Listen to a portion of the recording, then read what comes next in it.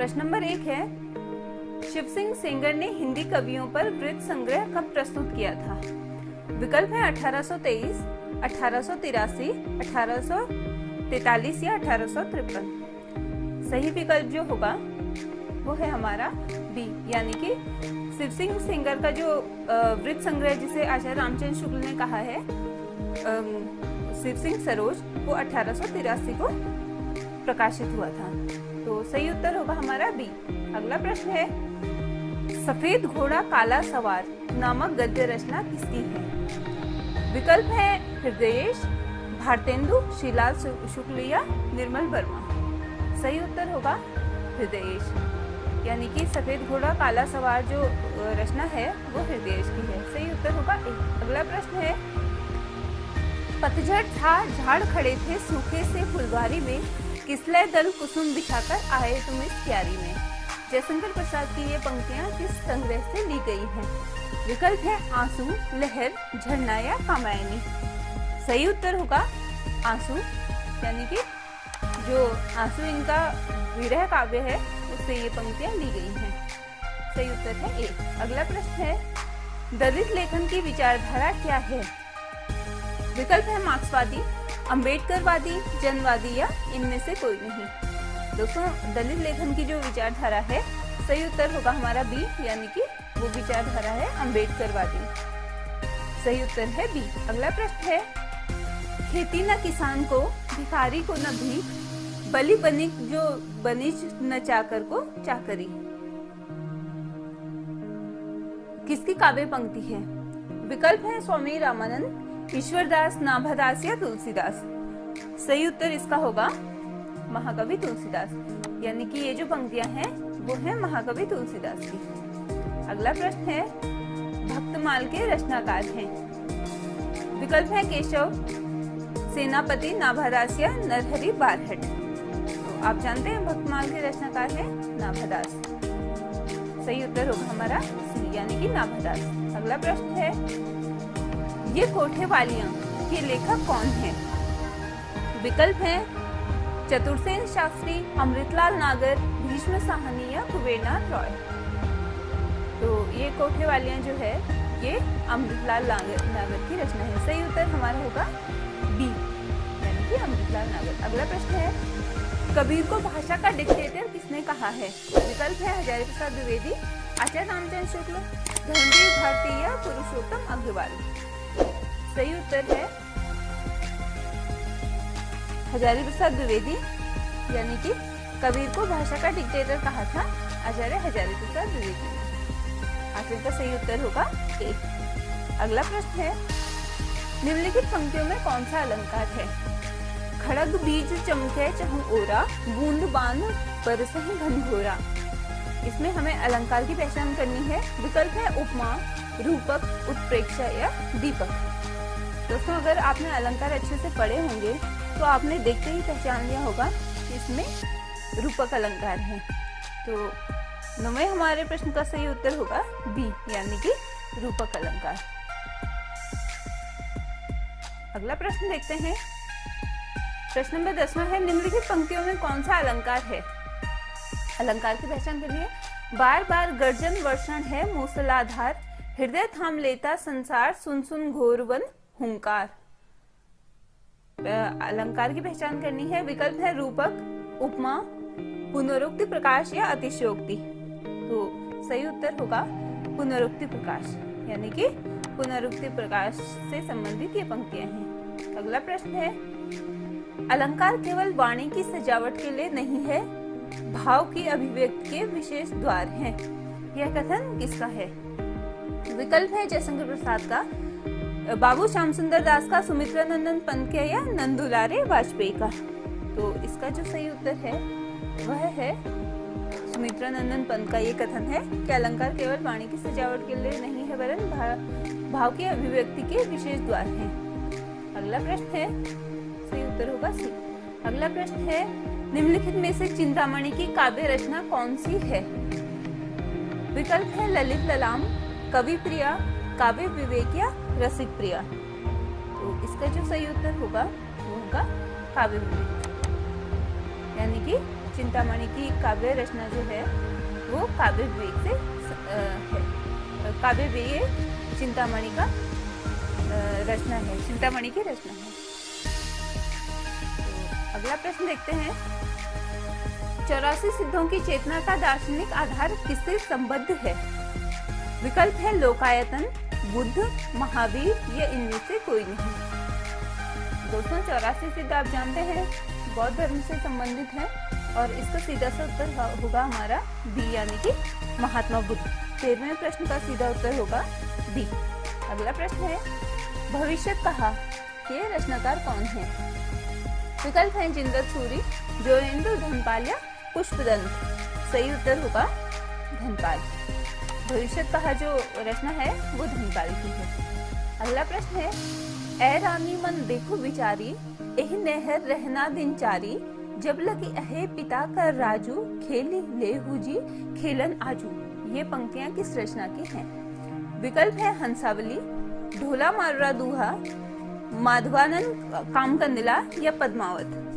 सही उत्तर है डी यानी कि पद्मावत की ये पंक्तियां हैं। चैसिकृत है और ठेठ अवधी भाषा में लिखा गया है। सही उत्तर होगा डी। अगला प्रश्न है इनमें से किस अष्टछापी कवि का संबंध गुजरात से रहा है? विकल्प है नंददास, कृष्णदास, परमानंद दास या कुम्भनदास। चारों अष्टछाप के कवि हैं और इनमें से गुजरात से जिस कवि का संबंध रहा है वह है बी यानी कि कृष्णदास। सही उत्तर होगा बी। अगला प्रश्न है रीतिकाल को किसने अलंकृत काल की संज्ञा दी है? विकल्प है आचार्य रामचंद्र शुक्ल, विश्वनाथ प्रसाद मिश्र, विश्वबंधु या डॉक्टर ओम कुमार वर्मा। तो अलंकृत काल की जो संज्ञा दी है, रीतिकाल को जो अलंकृत नाम दिया है वो दिया है विश्वबंधु ने। तो सही उत्तर होगा हमारा सी। 17वें प्रश्न का सही उत्तर होगा सी। अगला प्रश्न है निम्नलिखित में से कौन सा युग्म अनुपयुक्त है? अब हमें इसमें से गलत युग्म का चयन करना है। तो मतीराम का है, इनमें चिंतामणि है रसविलास, मतीराम का शिवा बावनी, कुलपति मिश्र रस रहस्य, रसलीन, रस प्रबोध। दोस्तों ए, सी और डी तो सही है पर ये जो बी है यानी कि इस प्रश्न का सही उत्तर होगा बी। मतीराम शिवा बावनी ये गलत है क्योंकि शिवा बावनी आप जानते हैं भूषण की है और बावनी इसका नाम इसलिए है कि 52 छंदों का ये काव्य है और भूषण का ये ग्रंथ है। तो शिवा बावनी है भूषण की, न कि मतीराम की। सही उत्तर होगा हमारा बी। अगला प्रश्न है सही जोड़े बनाइए। इसमें देख लेते हैं स्त्री सरोकार।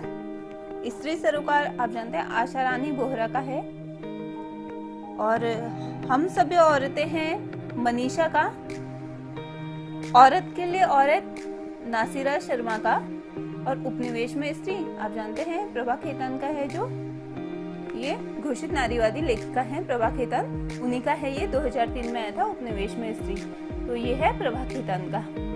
यानी कि इसका सही उत्तर जो होगा वो होगा 5 4 1 3। तो 5 4 1 3 है, सही उत्तर होगा हमारा सी। सी सही उत्तर होगा। अगला प्रश्न है प्रतिपल परिवर्तित व्यूह भेद कौशल समूह राक्षस विरुद्ध प्रव्यूह क्रुद्ध कपि विषम हुह। ये पंक्तियां ये किसकी पंक्तियां हैं? तो दोस्तों आपने अगर राम की शक्ति पूजा पढ़ी होगी तो निश्चित तौर पर आपने पहचान लिया होगा ये किसकी पंक्तियां हैं और कहां से ली गई हैं। विकल्प है निराला, महादेव वर्मा, पंत प्रसाद। सही उत्तर हमारा होगा निराला, यानी कि निराला की जो लंबी कविता है राम की शक्ति पूजा उससे ये पंक्तियां ली गई हैं। अगला प्रश्न है संपादक और पत्रिका की दृष्टि से निम्नलिखित में से कौन सा युग्म अनुपयुक्त है? अनुपयुक्त युग्म का हमें चयन करना है। इसमें समालोचक चंद्र शर्मा गुलेरी, सुदर्शन का संपादक देवकीनंदन खत्री, माधव प्रसाद मिश्र, इंदु है ईश्वरी प्रसाद शर्मा और पाटलिपुत्र के संपादक है काशी प्रसाद जायसवाल। दोस्तों ये बाकी तो ठीक है परंतु जो सी वाला है ए, बी और डी तो सही है। सी इंदु के जो ईश्वरी प्रसाद शर्मा है यहाँ लिखा हुआ, ये गलत है, क्योंकि इंदु के संपादक आप जानते हैं, इंदु के संपादक रहे हैं जयशंकर प्रसाद जी 1909 से। तो इंदु के संपादक यहाँ पे ईश्वरी प्रसाद शर्मा, ये गलत है। सही उत्तर होगा हमारा सी। अगला प्रश्न है, डूबते मस्तूल किसका उपन्यास है? विकल्प है मोहन राकेश, बदी उज्जमा, गिरधर गोपाल या नरेश मेहता। सही उत्तर होगा हमारा नरेश मेहता, यानी कि डूबते मस्तूल जो उपन्यास है वो नरेश मेहता का है। सही उत्तर होगा नरेश मेहता। अगला प्रश्न है, निम्नलिखित में से कौन सा युग अनुपयुक्त है, उपयुक्त है? अब इसमें से हमें उपयुक्त युग का चयन करना है। प्रिया दीप्ति खंडेलवाल, मैं और मैं उषा प्रियंवदा, बेघर मंजुल भगत, स्वामी मृदुला गर्ग। दोस्तों ए जो है प्रिया दीप्ति खंडेलवाल का, ये बिल्कुल सही है, बाकी तीनों इसमें गलत हैं, बी सी डी गलत है। सही उत्तर हमारा होगा ए, यानी कि प्रिया दीप्ति खंडेलवाल का जो है वो है प्रिया। आगे जो मैं और मैं है, ये उषा प्रियंवदा का नहीं बल्कि मृदुला गर्ग का है, और कन्हैया लाल मिश्र प्रभाकर का भी है मैं और मैं उपन्यास। बेघर ममता कालिया का है, स्वामी मनु भंडारी का उपन्यास है। तो ये तीनों युग गलत हैं, बी सी डी। सही उत्तर हमारा होगा ए। अगला प्रश्न है, 3 वर्ष किस विधा की रचना है? विकल्प है नाटक, उपन्यास, आत्मकथा या यात्रा वृत्त। सही उत्तर हमारा है उपन्यास। ये भगवती चरण वर्मा का उपन्यास है, 3 वर्ष। सही उत्तर होगा बी। अगला प्रश्न है, देवयानी निम्न में से किसकी रचना है? तो देवयानी किसकी रचना है? विकल्प है राजेश जोशी, मनोहर श्याम जोशी, अज्ञेय या रमेश बख्शी। दोस्तों आप जानते हैं ये देवयानी जो है ये रमेश बख्शी का नाटक है, बहुत प्रसिद्ध नाटक है। और शुक्राचार्य की बेटी देवयानी और देवताओं के जो गुरु हैं बृहस्पति, उनके बेटा जो है कच्छ, उसकी और देवयानी की प्रेम कहानी है इसमें, कच्छ और देवयानी की। तो इसका नाटक है, ये रमेश बख्शी का नाटक है देवयानी। सही उत्तर होगा हमारा डी। अगला प्रश्न है, विमल सेन सूरकृत रचना है? विकल्प है पौमचर्यु, पौमचर्युम, पद्म पुराण या महापुराण। तो सही उत्तर होगा हमारा पौमचर्युम, यानी कि बी। पौमचर्युम जो है वो विमल सेन सूरी ने लिखी है, पौमचर्युम। दोस्तों ये ध्यान रखना, एक पौमचर्यु है और एक पौमचर्युम है। पौमचर्युम जो है वो विमल सेन सूरी की है, पौमचर्यु आप जानते हैं स्वयंभू की है। अगला प्रश्न है, कृतिवासी कृत रामायण किस भाषा में रचित है?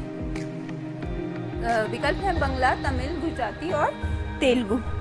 तो सही उत्तर है बंगला, कृतिवास ओझा ने लिखी थी कृतिवासी रामायण। सही उत्तर है ए, यानी कि बंगला। अगला प्रश्न है, स्वामी अग्रदास के गुरु थे? विकल्प है अनंतदास, द्वारकादास, कृष्णदास या सुसुरानंद। सही उत्तर हमारा है कृष्णदास। जो कृष्णदास तैहारी हैं वे अग्रदास के गुरु माने जाते हैं। सही उत्तर है 100। अब है नाभादास कृत भक्तमाल कब लिखा गया था? विकल्प है 1980 ईस्वी, विकल्प है 1580 ईस्वी, 1585 ईस्वी, 1588 ईस्वी या 1590 ईस्वी। तो सही उत्तर हमारा होगा बी, यानी कि 1585 ईस्वी में लिखा गया था ये भक्तमाल नाभादास। दोस्तों यहाँ पे एक प्रश्न और बन रहा है कि देखिए, स्वामी अग्रदास के गुरु तो कृष्णदास तैहारी हैं और जो अग्रदास के शिष्य हैं वे हैं नाभादास, यानी कि नाभादास के गुरु हैं अग्रदास और अग्रदास के गुरु हैं कृष्णदास तैहारी। तो ये भी एक अच्छा प्रश्न यहाँ पे बन जाता है। 29वां जो प्रश्न होगा कि भक्तमाल कब लिखा गया था, उसका सही उत्तर है बौ, यानी कि 1585 में। अगला प्रश्न है, आचार्य रामचंद्र शुक्ल ने हिंदी का जातीय कवि किसे माना है? विकल्प है सूरदास, तुलसीदास, जयसिंह या कबीर। तो सही उत्तर जो है वो है बी, यानी कि कबीर को आचार्य रामचंद्र शुक्ल ने हिंदी का जातीय कवि माना है। अगला प्रश्न है, तुलसीदास को कलिकाल का वाल्मीकि किसने कहा है? बहुत बार परीक्षाओं में ये प्रश्न पूछा जाता है और इसके विकल्प देख लेते हैं हम। नाभादास है, डॉक्टर रामविलास शर्मा है, हजारी प्रसाद द्विवेदी या आचार्य रामचंद्र शुक्ल है। तो सही उत्तर इसका है ए, यानी कि नाभादास ने इन्हें कलिकाल का वाल्मीकि कहा है गोस्वामी तुलसीदास को। सही उत्तर हमारा है ओ। अगला प्रश्न है ईश्वरदास कृत रचनाएं हैं। विकल्प आपके सामने है भरत मिलाप, अंगद तैज, या बी है सत्यवती कथा, सी है स्वर्गारोहिणी कथा, एकादशी कथा और दो है उपयुक्त सभी। तो 32वें का सही उत्तर आप जानते हैं उपयुक्त सभी होगा। ये उपयुक्त सभी जो रचनाएं हैं ईश्वरदास की हैं। अगला प्रश्न है चंडी चरित के रचयिता हैं। चंडी चरित के रचयिता कौन है? परशुराम देव, विष्णुदास, गुरु गोविंद सिंह या ब्रह्माजिन दास। तो सही उत्तर जो होगा वो है स, यानी कि गुरु गोविंद सिंह ने चंडी चरित नामक रचना लिखी थी। सही उत्तर है स। अगला प्रश्न है भवभूति द्वारा रचित ग्रंथ है। विकल्प आपके सामने है भावार्थ रामायण, महावीर चरित, उत्तराम चरित, 100 है अवध विलास और 2 है रघुनाथ चरित, दशावतार चरित। तो 34वें प्रश्न का सही उत्तर है महावीर चरित और उत्तराम चरित जो है ये भवभूति के ग्रंथ हैं। तो सही उत्तर हमारा होगा ब। अगला प्रश्न है वे राम भक्त कवि जिन्होंने स्वयं को जानकी की सखी मानकर काव्य रचना की है। तो वे कौन है? निम्न में से विकल्प है रामचरण दास, नरहरि बारहट, अग्रदास या कृष्णदास पैहारी। इसका सही उत्तर है सी, यानी कि अग्रदास। अग्रदास इसका सही उत्तर है। इनको अग्रवाली नाम से भी जाना जाता है और जानकी जी की सखी के रूप में ये प्रसिद्ध है हिंदी साहित्य में। अगला प्रश्न है रामचरितमानस के किस कांड को मानस का ज्ञान कांड कहते हैं? बहुत महत्वपूर्ण प्रश्न है ये भी। रामचरितमानस के किस कांड को मानस का ज्ञान कांड कहते हैं? तो विकल्प है उत्तर कांड, अयोध्या कांड, बाल कांड या लंका कांड। सही उत्तर है हमारा उत्तर कांड। 36वें प्रश्न का सही उत्तर है ओ, यानी कि उत्तरकांड। अगला प्रश्न है विनय पत्रिका में पद हैं। कितने पद हैं? विकल्प है 315 पद, 119 पद, 312 पद या 280 पद। तो सही उत्तर है डी, 280 पद है विनय पत्रिका में। सही उत्तर होगा 2। अगला प्रश्न है निम्न में से कौन सा ग्रंथ संवाद शैली में रचित है? विकल्प है रामायण महानाटक, हनुमान नाटक, पौरुषेय रामायण या उपर्युक्त सभी। तो 38वें प्रश्न का सही उत्तर होगा दो, यानी कि उपर्युक्त सभी। सही उत्तर होगा दो। अगला प्रश्न है तुलसीकृत रचना में तुलसीकृत किस रचना में उनके जीवन से संबंधित वृतांत अधिक है? विकल्प है रामचरितमानस, कवितावली, रामलला नहचू या जानकी मंगल। तो सही उत्तर है बी, यानी कि कवितावली। कवितावली में जो है उनके जीवन से संबंधित अधिक वृत्तांत है कवितावली रचना में। 39वें प्रश्न का हमारा उत्तर होगा ब। अगला प्रश्न है राम भक्ति में तत्सुखी के संप्रदाय के प्रवर्तक कौन है? विकल्प है जीवाराम, रामचरण दास, कीलहदास या अग्रदास। तो सही उत्तर होगा आपका ए, यानी कि जीवाराम जो है वो तत्सुखी संप्रदाय के प्रवर्तक हैं। अगला प्रश्न है तापसी शाखा के प्रवर्तक हैं। तपसी लिखा है, तापसी होना चाहिए था। तापसी शाखा के प्रवर्तक हैं। विकल्प है जीवाराम, कीलहदास, रामचरण दास और विष्णुदास। तो दोस्तों इसका सही उत्तर है कीलहदास, यानी कि वो इसका सही उत्तर होगा। तापसी शाखा के प्रवर्तक है कीलहदास। अगला प्रश्न है रामानुज के गुरु कांचीपुर्ण किस वर्ण के थे?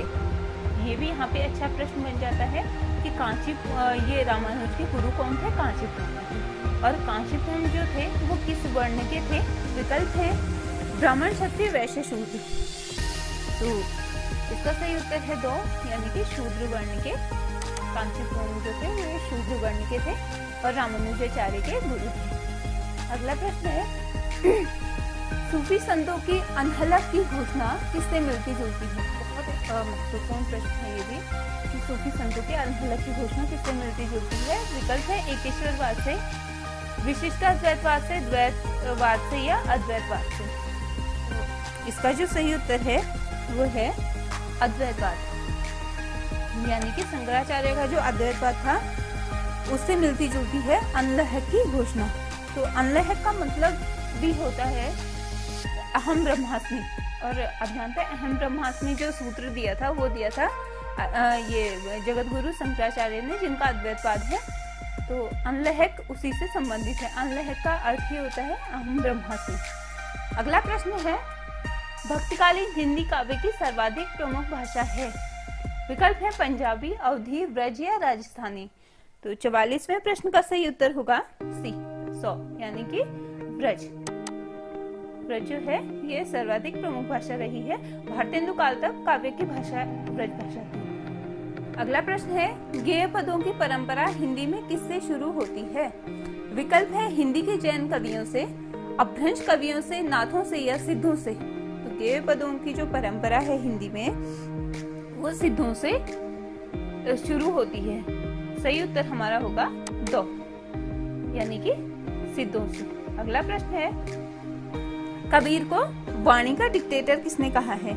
ये प्रश्न पहले भी आ चुका है, इसी सीरीज में शायद था।